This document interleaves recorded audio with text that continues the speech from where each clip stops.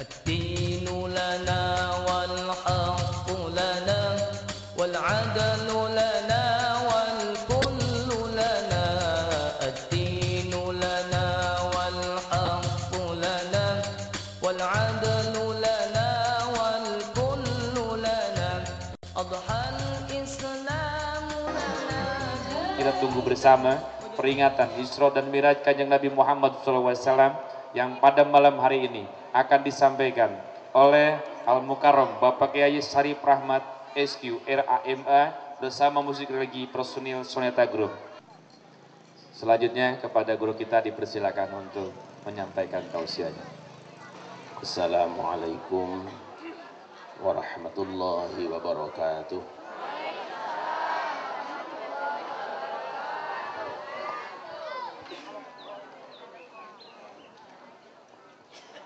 Alhamdulillahi nahmaduhu wa nasta'inuhu wa nastaghfiruh wa na'udzu billahi min syururi anfusina wa sayyiati a'malina man yahdihillahu fala mudilla lahu wa may yudlil fala hadiya lahu asyhadu an la ilaha illallah wahdahu la syarika lahu wa asyhadu anna Muhammadan abduhu wa rasuluhu la nabiyya ba'dah. Allahumma salli wa sallim ala sayyidina wa maulana Muhammadin wa ala alihi wa ashabihi wa man tabi'a hudah. Amma ba'du fa ya ibadallah ittaqullaha haqqa tuqatih wa la tamutunna illa wa antum muslimun. أعوذ بالله من الشيطان الرجيم بسم الله الرحمن الرحيم يا أيها الناس اعبدوا ربكم الذي خلقكم والذين من قبلكم لعلكم تتقون صدق الله العظيم.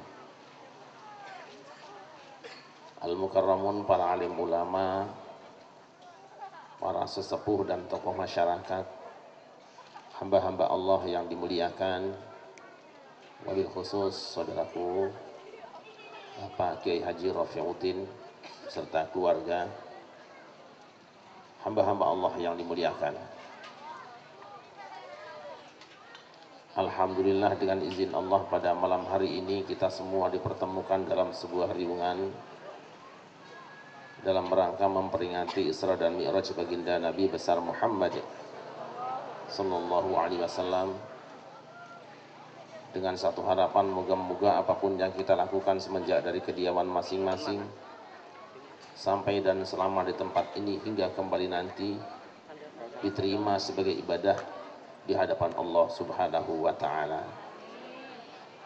Salawat dan salam kita sanjungkan keharibaan baginda Nabi besar Muhammad sallallahu alaihi wasallam beserta segenap keluarga dan sahabatnya, juga lumampir pada kita sekalian selaku umatnya yang selalu berusaha dan berupaya untuk berjalan sejalan dengan sunnah-sunnahnya. Allahumma sholli wa sallim wa barik alaihi. Hamba-hamba Allah yang dimuliakan, sebelum saya melanjutkan sambutan saya pada malam hari ini, nampaknya jarak antara saya dengan Bapak Ibu cukup jauh. Sayang sekali kalau tempat yang di depan ini kemudian dikosongkan, hanya diisi oleh wanita-wanita cantik saja.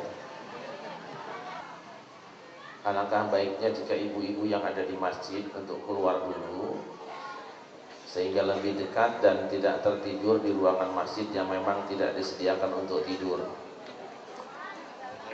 Salah seorang sahabat Nabi yang bernama Abdullah bin Mas'ud pernah bertanya kepada Rasulullah sallallahu alaihi wasallam dengan pertanyaan yang sangat sederhana.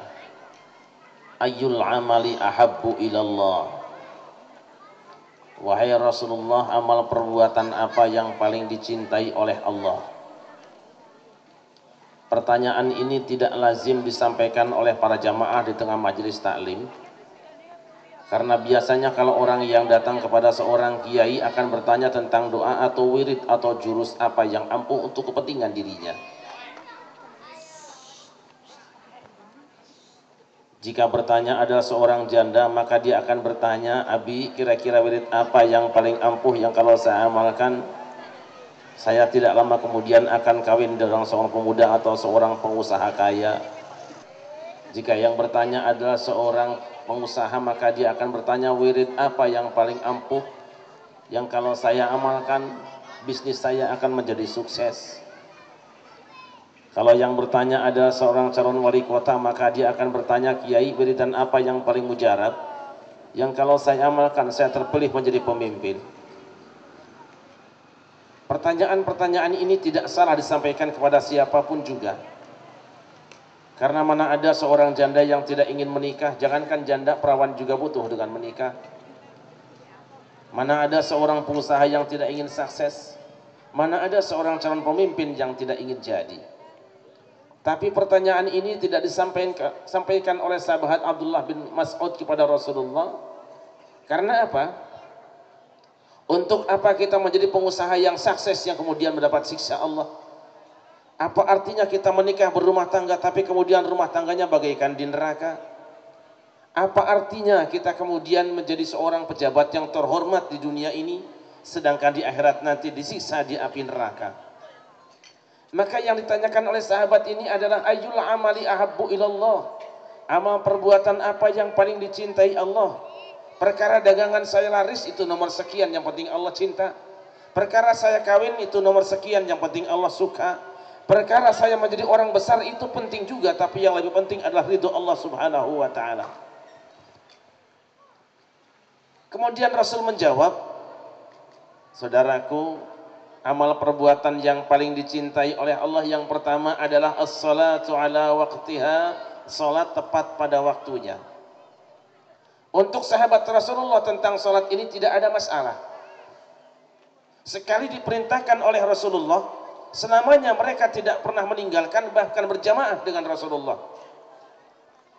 Kita pun tentu bersyukur kepada Allah kalau masyarakat kota bumi ini kalau urusan salat mah sudah aman semuanya. Saya yakin bapak-bapak sholatnya sudah tepat waktu semuanya, amin.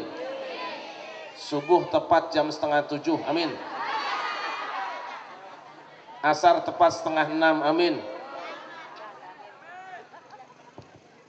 Ma'asyiral muslimin rahimakumullah, sholat adalah ibadah yang paling penting di antara rukun Islam yang 5.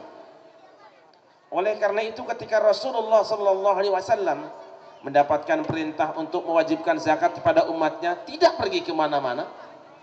Perintah puasa juga turunnya di bumi, perintah haji juga turunnya di bumi, tetapi perintah untuk menunaikan ibadah salat, Allah khusus memanggil Rasulullah sallallahu alaihi wasallam naik ke Sidratil Muntaha menghadap Allah Subhanahu wa taala. Tidak cukup dengan mengirimkan malaikat Jibril ke bumi.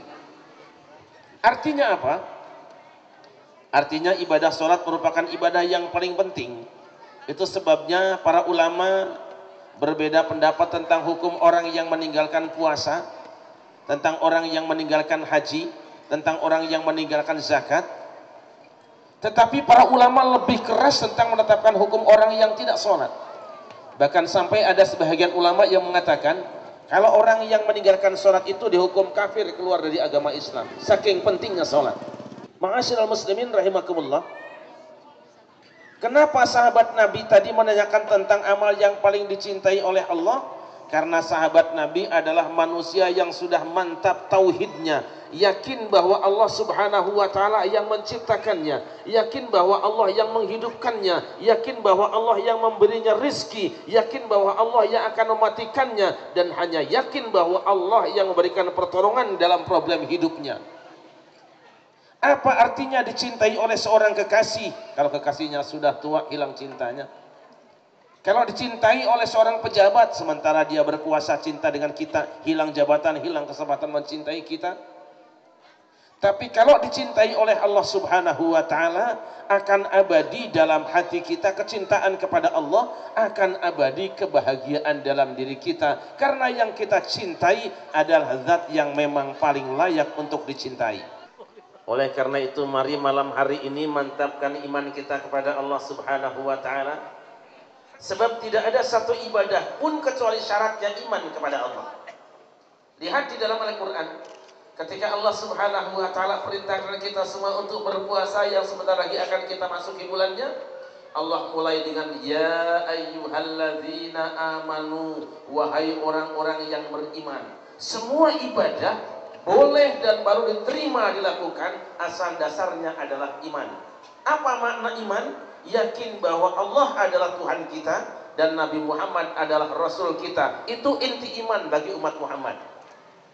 Oleh karena itu mari kita mantapkan pada malam hari ini, seiring semakin dekatnya bulan suci Ramadan, kita yakin bahwa tidak ada Tuhan kecuali Allah, tidak ada yang menciptakan kita selain Allah, tidak ada yang bisa menolong, tidak ada yang memberi rizki, dan tidak ada yang akan menyelamatkan kita kecuali Allah Subhanahu wa ta'ala. Kita mantapkan tauhid kita kepada Allah Azza wa Jalla dengan ikrar sekuat-kuatnya bahwa tidak ada Tuhan kecuali Allah. La ilaha illallah. La ilaha.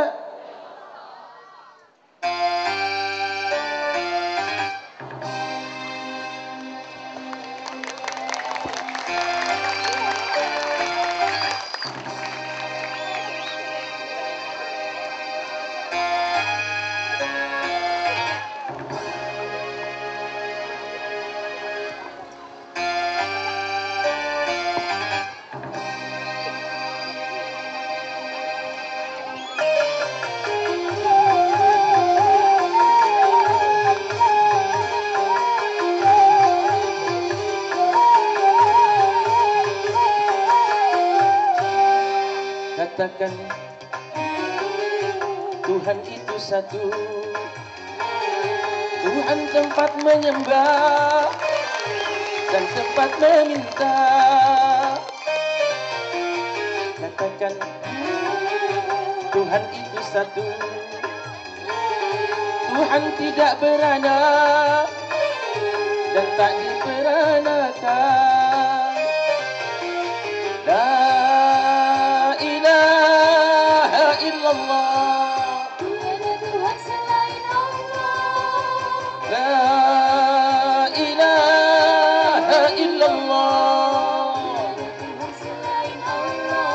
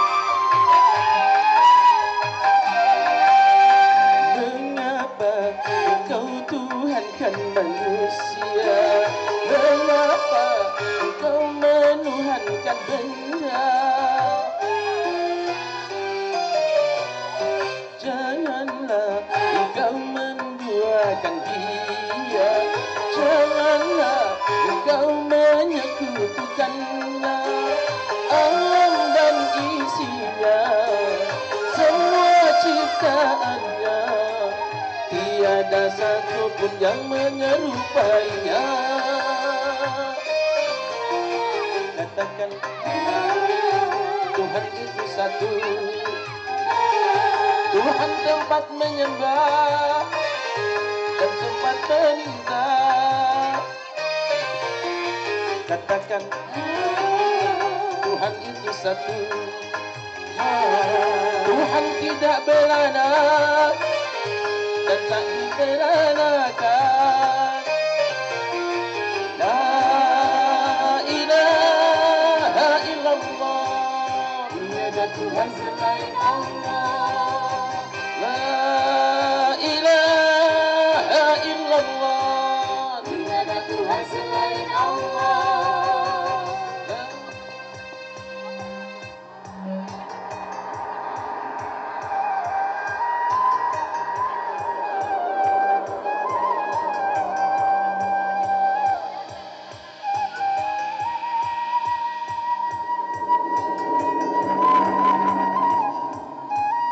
Yakinlah bahwa tiada menciptakan alam ini dan tiada yang dapat memeliharamu serta menyelamatkan dirimu dari berbagai azab dunia dan akhirat kecuali Allah.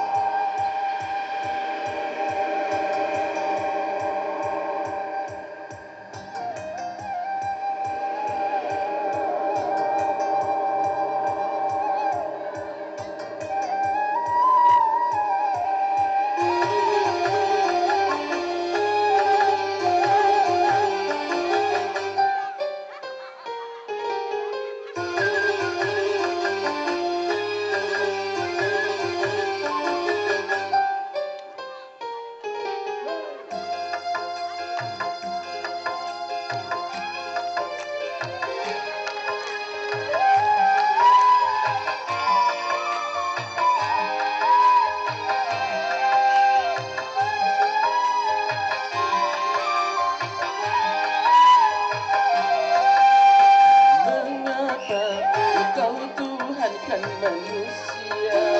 Mengapa engkau menuhankan benda?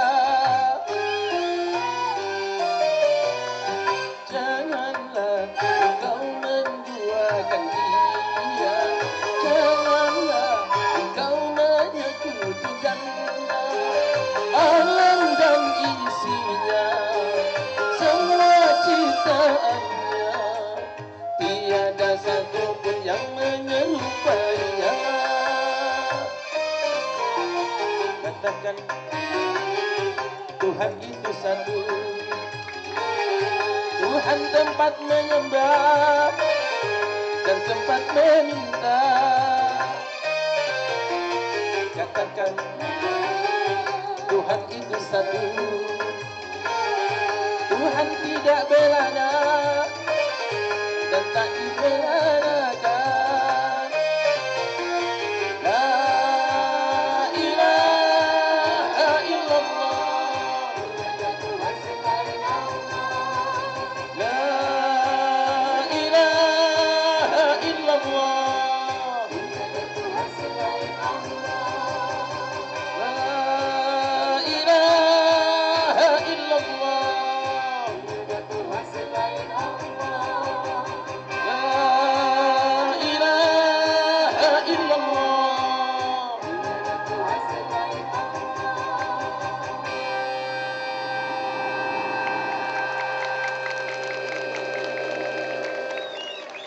Ma'asyiral muslimin rahimakumullah.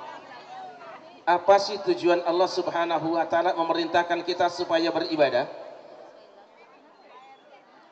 Allah memerintahkan manusia beribadah bukan supaya manusia tersiksa, bukan juga untuk menghibur Tuhan, karena Tuhan tidak butuh hiburan. Ketika Allah perintahkan manusia supaya sholat, bukan supaya keningnya hitam, jidatnya hitam. Karena buat Allah bisa membuat manusia berjidat hitam walaupun tidak sholat. Buat saja gempa bumi sehari semalam kejedot pohon pisang dan pohon kelapa, hitam jidatnya. Ketika Allah perintahkan kita menunaikan zakat, bukan supaya kita miskin. Karena bagi Allah membuat miskin itu perkara mudah walaupun tidak membayar zakat. Tidak sedikit orang yang miskin walaupun tidak bayar zakat. Ketika Allah perintahkan kita berpuasa bukan supaya kita kelaparan dan kelojotan. Allah gampang bikin orang kelaparan dan kelojotan walaupun tidak dengan puasa. Ma'asyiral muslimin rahimakumullah. Apa sebenarnya Allah perintahkan kita berpuasa? Apa tujuan Allah perintahkan kita sholat? Apa tujuan Allah perintahkan kita zakat? Apa tujuan Allah perintahkan kita haji? Satu.